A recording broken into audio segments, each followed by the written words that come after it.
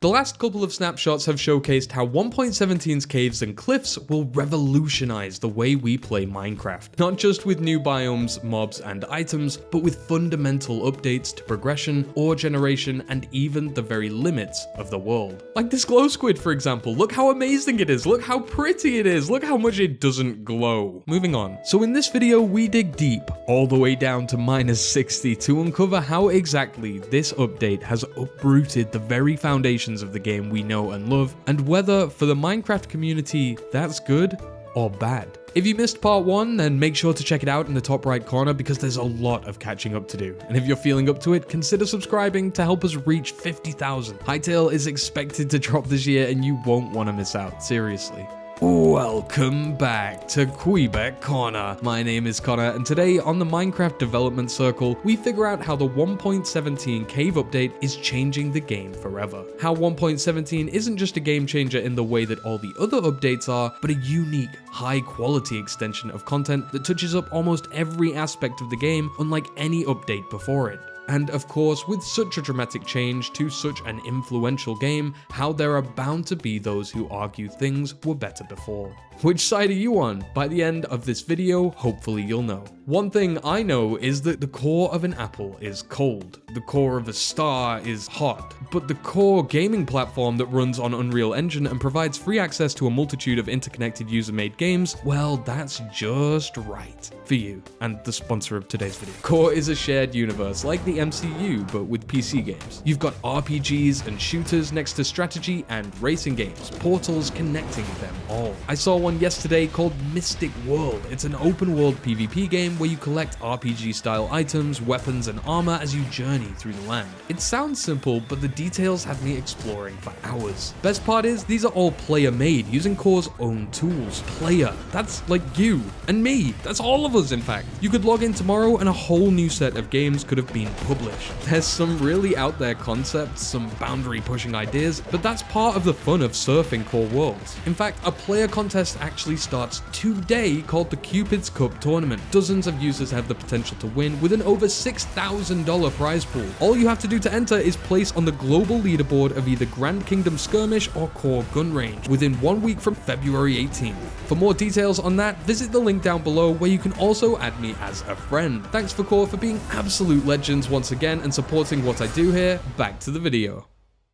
To summarize what we discussed last time, and by the way, honestly, I'm overwhelmed and stoked to see part 1 has over 1 million views. You guys are incredible, thank you. 1.17 not only aims to change Minecraft, but totally shift things up in ways we haven't really seen in the past, and also add a glow squid for some reason. Now, in 21W06A and 21W07A, we have a better idea of how Minecraft is becoming a broader game in both its intentions and in its physical size. These are big changes, so let's break down the implications. First off, caves. Receiving next to no tweaks for half a decade, they will now be completely redefined. The way they look, the way they generate, the ores and plants that spawn within, even the way in which we access them. We've seen sprawling pillar chasms, resident water pockets, luscious life-filled caves. The variation here is much more immersive and unpredictable. The use of noise maps actually coming in very handy here to help generate these new caves. Side note, which you've probably already heard from like 10 people at this point, noise maps are like a randomly generated set of patterns, the sequence of which can be used to dictate things like terrain, or in this case, air pockets within the ground. Those of you familiar with Hytale know that they are also making use of this method to generate their landmass.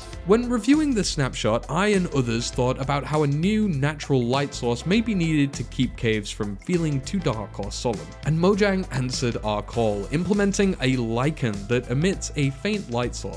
Just enough, in fact, to provide an atmospheric guidance along the stone walls. And while none of this is final until the full update is pushed, I do think we could bump up the natural lichen amount, just to save us a few more torches. Caves aren't just going to look different though, they'll feel different. Every hole we find on the surface, no longer the same circular tunnel, it's a gateway to another world. And pardon me for sounding dramatic here, but think about it. These aren't just new cave biomes, these are more like cave climates or conditions conditions, as they're not limited to size. You could find a large, sprawling, lush cave fit with passive mobs and plants to harvest, and then run into a very small, lush cave only a few hundred blocks away that looks very different and is perhaps even applied to the spaghetti cave type. The same goes for dripstone areas too, which now add more risk beyond long drops, lava, and mobs. Now you have to actually be more cautious than before. Venturing through deeper caverns now seems to also require a boat and much more preparation for underwater exploration, almost hinting that now to go lower you'll need to be further progressed in general, but we'll get to that later. All this prep may not be everyone's cup of tea, however. In fact, the simple nature of the original caves is what drew us all to the game in the first place. Food for thought. Back on the subject of dripstone caves real quick, I do fear they could quickly grow to become that biome that everyone avoids. I mean, what inherent reason do you have to venture into a dripstone cave other than dripstone? What's the motive? With lush caves you can get some aesthetic blocks and even a new pet, but dripstone caves, they give you dripstone. Surely there would be more to this in a final update. Maybe dripstone will be more of a spread out thing, generating in all types of caves, rather than as an individual biome. Or it could be that the dripstone caves hold some sort of unforetold secret yet to be revealed. A feature, a progression pathway, or even a structure. Next up, I want to talk about build height, because it's gone up and down technically. It's kind of confusing, but basically we discussed here on the channel way back in July of 2020 why Minecraft doesn't need to change the build height limit. Apparently I was wrong. My decision was that with almost 100 blocks not even being utilized by the tallest terrain currently, and with them limited by the requirements of some code rewrites or overhauls to get beyond the limit of 256, they'd probably just focus on something else. But with 1.17 being teased, that theory was basically thrown out the window. The elytra flying shot that we see through the cave, adding a deep dark? Where? Under the bedrock? Like right next to it? It all began to suggest that Mojang were up to something, and it turned out they were secretly plotting to extend the Minecraft height limit by another 128 blocks, 64 up and 64 down. Where else to fit all those caves that exist right at the bottom of the world and mountains that exist right at the top of the world? Actually, in hindsight, now it kind of all does make sense. Below what used to be our bedrock layer now lies a layer of grimstone. I don't know when, but at some point we've definitely discussed layers within the ground on this channel. The idea that the deeper down, the more compact and darker stone would become. Layers that represent a small history of the world's formation, and apparently now also signify the depth of diamond spawns. We have to remember this is also likely where you'll find the deep dark biome or biomes that are haunted by the Warden. Personally, I love this grimstone. It looks great as a new texture when exploring caves. It contrasts well with strongholds and mine shafts, and all the varieties, which we'll touch on later, have a unique look to them that makes the block worth harvesting for builders. It also seems Mojang aimed to make all of these really big caverns, the ones at the height for an elytra flight, spawn below regular stone layer, again hinting that progression may have slightly altered, in that we may need to venture further down into caves once we've killed the end dragon and obtained the elytra from an end ship. Or of course this could all just be speculation, who knows. I for one sure think people's opinions on this will be mixed. Not on the world height changes per se, higher build height doesn't really affect anyone negatively, but lower world height certainly does mess with the status quo, and if there's one thing we know about gamers, changing things can be very, very risky. So they definitely need to focus on every bit of feedback they're getting right now. Either way, with this information, people were quick to point out one of the biggest things that Mojang changing the world height could affect, especially since space was added below ore generation. For years, diamond had most commonly spawned at Y level 11, and in general can be found at 16 and below. It is known. This is Minecraft canon, and it could be changing, at least to a degree. With the most recent updates, the devs tweeted out their proposed plan so far for how they imagine new ore spawns to work. And in the new snapshot, most ores were given a complete makeover texturally, allowing them to finally look more unique from one another at long last, and likely to allow for better sightings of them from afar in the new caves. Good news, one of the most crucial changes to ore, as you can see, is emerald. almost pointless due to its scarcity in the current version, can now be found much more frequently at higher levels, i.e. mountains, providing much more reason for players to venture to tall peaks. The abundance of emeralds may also signify that a villager trading update could be on the way too, perhaps even fixing some of the community's most historic trade exploits. Copper also spawns further towards the surface than iron, hinting that Mojang expect this to be a fairly early game resource. Makes sense considering its aging property takes so long. As you can see though, diamonds are the big thing. Their small spawn range has now dramatically increased, with the likelihood of finding them at -60 to be even more than that of coal at surface level or above. I'm sure the devs are playtesting so hard right now, pouring hours into Minecraft to ensure spawn rates, although changed, feel relatively the same to players. They should still be able to instinctively feel where coal is, know to dig deep for diamonds. I think in Minecraft's case, it's about maintaining the player's comfort as much as possible. And again, this is all still to change, but could diamond being so common down below be showcasing it almost as a new reward? Perhaps for defeating the Warden, conquering the deep dark. And again, what about all this skulk stuff? How does that play into all of this? Well, look, progression is a fragile thing.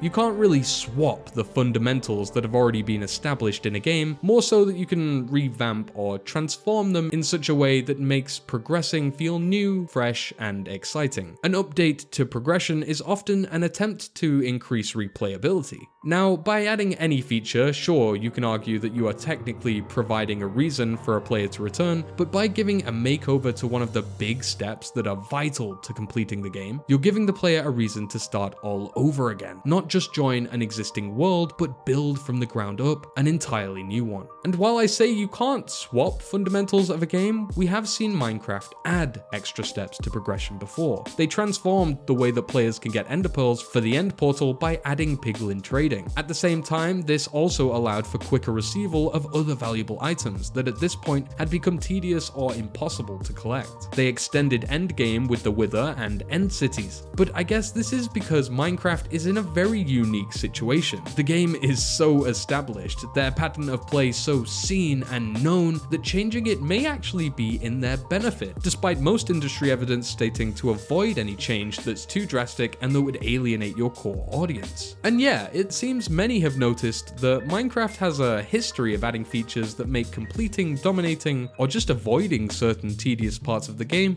altogether easier. Seemingly though, if you think about it, this is for the benefit of all those people replaying the game. Most people know this game exists, or have at least seen it played once, and so replaying the same week-long adventure worth over and over again just to reach all new content or experience a new mob can definitely become tiring. This is why updates not only need to be substantial, clearly Mojang has learned this now, but also need to make older parts of the game a little more efficient to complete. Not swapping pathways of progression, but revamping them, adding new pathways entirely, new routes to achieve the same outcome, potentially quicker. However, with the deep dark, we're talking about something else entirely. This is a big boss level opponent. It's strong, has a pretty OP mechanic, and is alerted by watchtower style sensors all around the biome. What's more is that with all these hints that traveling down deeper could hold more diamonds and treacherous terrain, it makes me suspect that the Warden and Deep Dark will either be an expansion to endgame, backed up by the elytra-sized traversable caves that are lower down, or the Deep Dark is a new stopping point on the journey to the end portal. That's it, that's my theory. Mid-game or endgame. I know, I'm a genius, it's not like they were the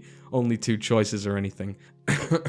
Now, if it's mid-game, however, that would mean we're expected to get netherite before going to the end, so that we're strong enough to defeat the Warden. That suddenly puts the end a lot further away in terms of achievability, both in time and skill. Where players and speedrunners of the past would just zoom to the end and dominate the dragon before turning to see what's on offer in the rest of their world, now players will have to actually tier up to diamond gear, gather netherite to enhance that gear, then find the Deep Dark and defeat the Warden before traveling back to do all the standard end portal objectives. Would Mojang really disrupt this huge speedrunning community that has sprouted in recent years just to lengthen the progression of the game like that? To extend that journey, that adventure, is it worth the cost? I mean, Mojang hasn't shied away from doing this in the past. In fact, some versions are so different, they do have separate speedrun categories. Maybe Mojang's idea is that this will create an entirely new one again. It's really hard to say, as it seems the devs aren't letting anything slip, so we'll move on for now. Although, let me know your opinions in the comments. Seriously, unlike some creators, I actually read and reply to like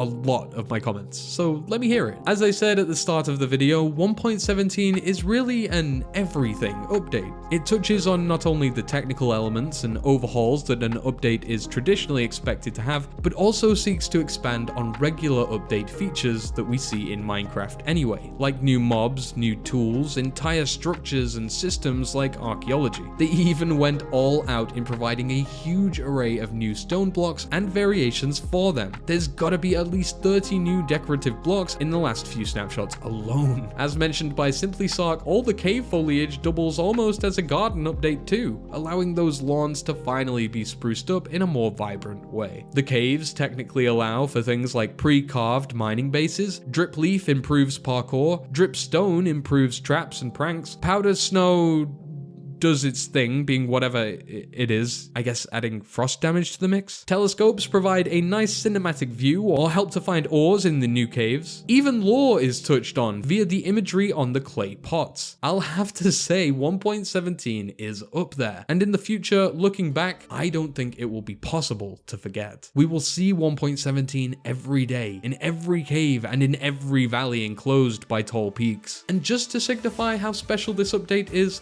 Mojang even added 2 new ores, something that I don't think has ever happened before, except with nether gold and ancient debris if I remember correctly. But gold already existed, so that technically doesn't count. Basically, I'm saying it's a big thing. I just hope copper and amethyst each get some more uses to be worthwhile, otherwise they need to be much rarer, because right now I feel they both have about half the uses they need to.